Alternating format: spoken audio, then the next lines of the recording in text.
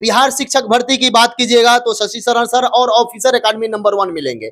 इसके बाद अब बात हो रही है यूपी शिक्षक भर्ती को लेकर। क्या वहां सर क्या करने वाले हैं, क्या उनको आवेदन कर सकते हैं, क्या वहां भी अदर स्टेट वाले विद्यार्थी भी आवेदन करेंगे, कितनी संख्या और बढ़ सकती है? जैसा पेपर में आप देखे होगा 80,000, लेकिन वहां के मुख्यमंत्री के द्वारा बताया जाता है कि सर्वे कराया जाए और ऐड किया जाए। क्या हो सकता है सर? आपका स्वागत है एग्जाम। बहुत शुक्रिया, बहुत धन्यवाद। सर यूपी में इससे पहले शिक्षक भर्ती कब हुई? इसके पहले 5.5 साल पहले बहाली निकली थी और ये दिसंबर 2018 में वैकेंसी निकली थी। और उस वैकेंसी और आज उस समय 69,000 सीटें निकली थी दिसंबर 2012 में, सॉरी 2018 में। और 69,000 वैकेंसी के बाद लगभग 5.5 साल का सुखार है। उस सुखार के बाद अब फिर से आस जगी है। और आस क्यों जगी है ये आप भी जानते हैं और छात्र भी जानते हैं। क्या कारण है सर? चुनाव का परिणाम? ये अब परिणाम ही है। जब मान लीजिए कि अब दिक्कतें जब होती हैं, जब लगता है सरकारों को कि नहीं तो जग हैं। और देखिए, लेट जगह सबेर जगह, छात्र का तो फायदा होना ही है। तो चल भाई जग गए तो अच्छी बात है। अब हमारे छात्रों का जो इंतजार है लंबी घड़ियों से, जो छात्र इंतजार कर रहे हैं, उस इंतजार में उन छात्रों को काफी ज्यादा लाभ मिलने वाला है। वहां के मुख्यमंत्री आदेश करते हैं कि सभी आयोग, ये नहीं कि एक शिक्षक भर्ती या वो अन्य, सभी आयोग अपना डाटा दे और नया डाटा दे। जो डाटा मांगे थे तो लोग 18 वाला दे दिया, फिर बोले कि जांच करके पूरा रिपोर्ट। देखिए, मैं एक इस बड़े मुद्दे को उठाना चाहता हूं और मैं जो ये बात बोलना चाहता हूं, ये बिहार, यूपी, एमपी, छत्तीसगढ़, राजस्थान, पूरे भारत के प्रदेशों पर लागू हो। मेरा ये कहना है कि जब आपको भर्तियां निकालनी है, आपको पता है कि 8,000 शिक्षक हर साल रिटायर होते हैं, तो आप 8,000 लोगों को हर साल क्यों नहीं चुन लेते हैं? आप उसको बैकलॉग में क्यों क्रिएट करते हैं? या बिहार में अगर मान लीजिए कि आपको पता है कि इस विभाग में हर साल इतने लोग रिटायर कर रहे हैं और इतनी संख्या की जरूरत है, मान लीजिए कि 8,000 लोग रिटायर के, लेकिन फिर भी कहते नहीं अब हमने कॉस्ट कटिंग कर दिया, हमको 5,000 लोगों की जरूरत है। तो भाई साले साल अगर वैकेंसी आती रहेगी ना, तो बच्चों को भी अच्छा लगेगा, पढ़ाने वाले शिक्षकों को भी अच्छा लगेगा और सरकारी हित में भी होगा कि काम में कोई बाधा नहीं पहुंचेगी। मान लीजिए कि इतने दिनों से ये शिक्षक अगर उपलब्ध नहीं है, यूपी के विद्यालयों में शिक्षकों की संख्या कम है, जो छात्र शिक्षक अनुपात है, अगर आपको याद हो, अनुपात जो है वो 45 बच्चों पर 1 शिक्षक होना चाहिए उत्तर प्रदेश में। अगर आपके स्कूल में 60 बच्चे हैं तो 60 बच्चों पर 2 शिक्षक होना चाहिए। और अगर आपके स्कूल में 75 बच्चे हैं तो स्कूल में शिक्षकों की संख्या कितनी होनी चाहिए? 3 होनी चाहिए। तो मुझे बताइए कि 80,000 अगर सीटें अभी जोड़ी जा रही हैं, तो इतने दिनों से जो बहालियां नहीं हुई हैं, लोग रिटायर तो कर रहे होंगे, उम्र तो किसी का नहीं रुक रहा होगा। तो ऐसी परिस्थिति में क्या वहां पे अनुपात नहीं गड़बड़ाया होगा? डेफिनेटली गड़बड़ाया होगा। लेकिन सब लोग सो जाते हैं, अब अचानक से फिर जगते हैं जब ऐसे परिणाम आते हैं। तो मेरा यह कहना है कि चलो भाई देर ही सही, लेकिन कम से कम अब शुरू तो हुआ। सर विद्यार्थी ये सोच रहे हैं कि इधर बिहार में टीआरई को लेकर लगातार चल रहा है, यूपी में भी भर्ती दिया जा रहा है, मौका मिलेगा उनको, तो क्या करें? देखिए, मुझे लगता है कि छात्रों को अपनी तैयारी जारी रखना चाहिए। चूंकि नियम कानून जो बनाए जा रहे हैं वो भाई सरकारों का हक है, वो जो भर्ती बोर्ड है उनके अपनी तरीके हैं काम करने के लिए। लेकिन मुझे ऐसा लगता है कि छात्र अपनी तैयारी को निरंतर जारी रखें। और मुझे लगता है कि जब उत्तर प्रदेश के छात्रों को बिहार में मौका मिलता है, तो उसी सेम परिस्थिति में हम सब जो है बिहार और उत्तर प्रदेश जो गोतियां समझते हैं ना, तो अगर मान लीजिए कि बिहार, उत्तर प्रदेश के छात्र अगर बिहार में आके परीक्षा देते हैं और नौकरी ले रहे हैं, तो मुझे लगता है कि वहां की सरकारों को इस पर विचार होना चाहिए और उनको भी सोचना चाहिए कि बिहार के बच्चों को अलाउ करना चाहिए। मेरा मानना है। सर जनरल में विद्यार्थी काउंट होंगे, कहीं के भी बच्चे यूपी में जाएंगे जनरल में काउंट होंगे, उनको मेहनत तो ज्यादा करना पड़ेगा। देखिए, डेफिनेटली अब यूपी के भी बच्चे जब बिहार में आते हैं तो आप देखिए कितने लोगों को नौकरियों से निकाला जा रहा है। आप देखे होंगे कि पीपीएससी टीआरई 1 की बात कर ले, टीआरई 2 की बात कर ले, अब छटाई चालू है। तो इसमें आपको क्लैरिटी होना चाहिए। जैसे अभी एस्टेट की अभी क्लैरिटी होना चाहिए। अभी एस्टेट की परीक्षा हो रही है। अब एस्टेट की परीक्षा में भी बहुत सारे लोगों को पता नहीं होता है कि कितने अंक चाहिए।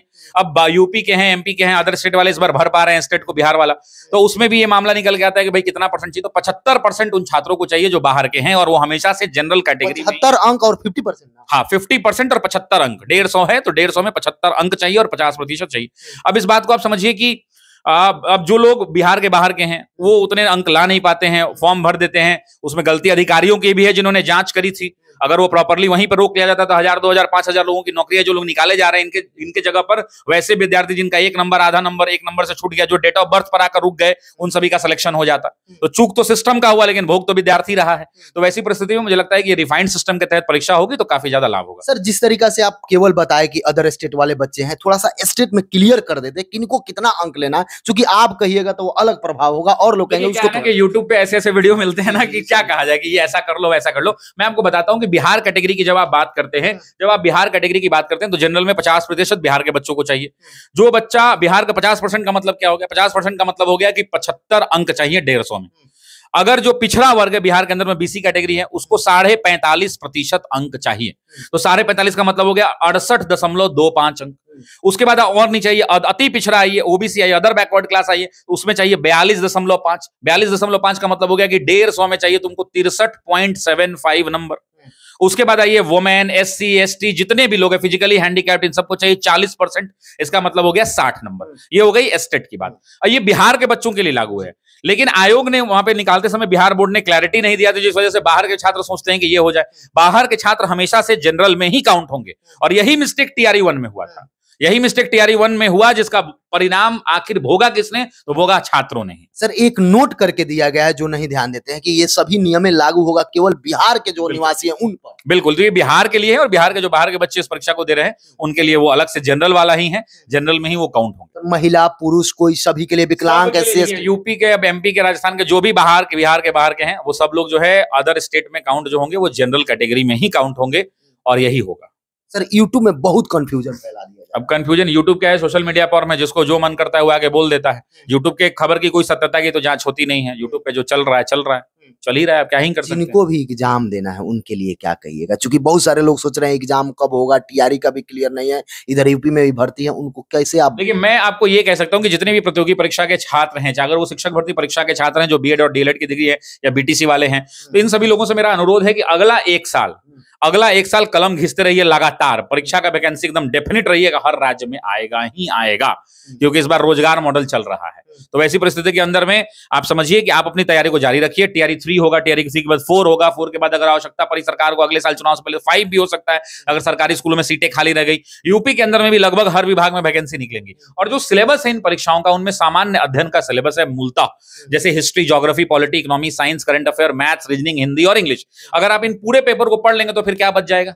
मुझे बताइए कि आप अगर UPSI या बिहार दरोगा, बिहार पुलिस, बिहार कांस्टेबल, किसी भी परीक्षा को आप देने जा रहे हैं तो उनका सिलेबस क्या होता है? या तो उनमें सामान्य अध्ययन के history, geography, polity, economy, science, current affair, static, GK ये पूछे जाते हैं, बिहार स्पेशल ये पूछा जाता है, या फिर मैथ्स, रीजनिंग पूछी जाती है, या फिर हिंदी और इंग्लिश पूछा जाता है। तो अगर बच्चे इन सभी विषयों का अध्ययन बराबर से कर लेंगे तो उनको कोई परेशानी नहीं होने वाली है, और ये सब अच्छे बच्चे हैं, सब लोग कर रहे हैं। जिस तरीका से बिहार शिक्षक भर्ती की जितना मुस्तैदी से मेहनत किए, जिस तरीका से 2 रुपया, 1 रुपया, 4 रुपया फ्री क्लास दिए, 999 रुपया दिया, क्या यूपी के लिए भी कर? देखिए, उत्तर प्रदेश के छात्र तैयार हो जाएं। उत्तर प्रदेश में ऑफिसर्स एकेडमी आ रहा है आप सबकी सेवा के लिए, और मैं भरोसा दिलाता हूं और विश्वास दिलाता हूं कि जो मेहनत हमने बिहार में किया बिहार शिक्षक भर्ती के लिए, उसी मेहनत को वहां भी जारी रखेंगे और वहां के भी छात्रों को निराश नहीं करेंगे। बहुत जल्द आ रहा है। सर समय देने के लिए बहुत शुक्रिया, बहुत धन्यवाद।